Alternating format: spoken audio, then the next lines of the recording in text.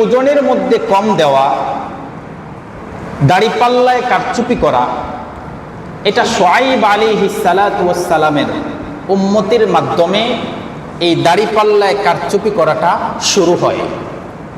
এর পূর্বে ওজনের মধ্যে কম দেওয়া, দাড়িপাল্লায় কারচুপি করা এই নজির পৃথিবীতে ছিল না।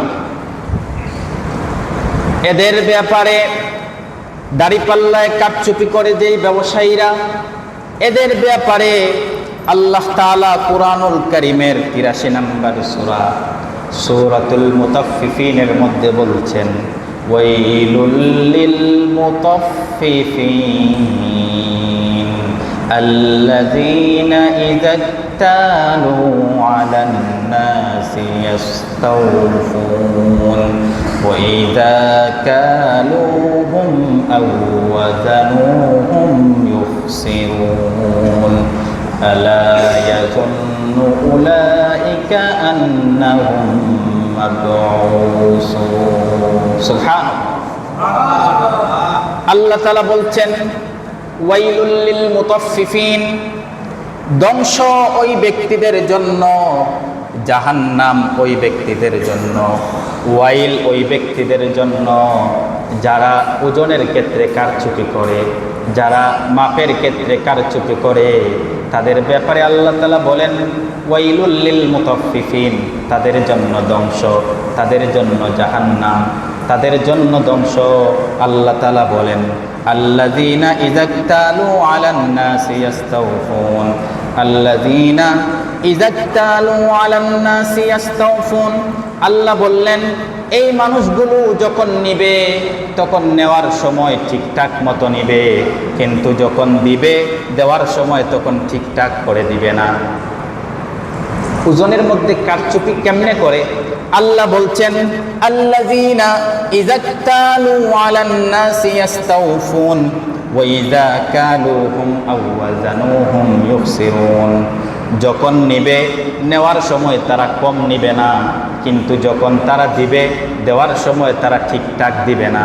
নেওয়ার সময় তারা ঠিকভাবে হিসাব করে নিবে, কিন্তু দেওয়ার সময় তারা ঠিক করে দিবে না। ও ভাই আমার, বাবারা আমার, ব্যবসায়ী ভাইরা যারা আছেন, দেখেন মিষ্টির দোকানে আপনি মিষ্টি বিক্রি করেন, সারাদিন ওজনে কারচুপি করেন। কেমনে কারচুপি করেন? 1 কেজি মিষ্টি হয়তো 10টা 12টা সর্বোচ্চ 20টার মতো ধরতে পারে, কিন্তু আপনি মিষ্টির কার্টুন যখন তৈরি করেন তখন নিচটা আপনি এত বড় করে দেন, 250 গ্রাম আপনার কার্টুনের ক্ষেত্রে চলে যায়। আপনি হয়তো ভাবছেন আমি 250 গ্রাম কারচুপি করে আমি এই 250 গ্রাম কম দিয়ে হয়তো দৈনিক 3000 টাকা লাভ করতাম। আমি 250 গ্রাম কারচুপি করার কারণে, আমি ঠগাঠকির কারণে হয়তো আমি দৈনিক 5000 টাকা ইনকাম করতে পারি। আল্লাহ বলেন তুমি তো চিন্তা করছো কোনো মানুষ আমাকে দেখে না, দুদকও আমাকে ধরতে পারে না, সিসিটিভিও আমাকে ধরতে পারে না, কেউ তো আমাকে দেখে না। আল্লাহ বলছেন তুমি কি চিন্তা করো না? আলা ইয়াজুন্নু উলাইকা আন্নাহুম মাবউসুন। তুমি কি একবারও চিন্তা করো না তোমাকে দুদক ধরতে পারে না, মোবাইল তোমাকে ধরতে পারে না, সিসিটিভি তোমাকে ধরতে পারে না, কোনো মানুষ তোমাকে ধরতে পারে না, কিন্তু আলা ইয়াজুন্নু উলাইকা আন্নাহুম মাবউসুন। একদিন তোমাকে যেই রবের সামনে প্রেরিত হতে হবে, একদিন তোমাকে যেই রবের সামনে দাঁড়াতে হবে, সেই রবের নাম কি? আল্লাহ বলছেন তুমি কি ভয় করো না? একদিন আমার কাছে তুমি আসতে হবে, একদিন আমার সামনে তুমি দাঁড়াতে হবে, সেই দাঁড়ানোর তুমি কি চিন্তা করো না? আল্লাহ তাআলা বলেন আমরা যে আল্লাহর সামনে দাঁড়াবো, এই দাঁড়ানোটা হবে লিয়াউমিন আযীম, এক ভয়ঙ্কর দিন, ভয়াবহ দিন, যেই দিনে আল্লাহর সামনে আমরা দাঁড়াবো।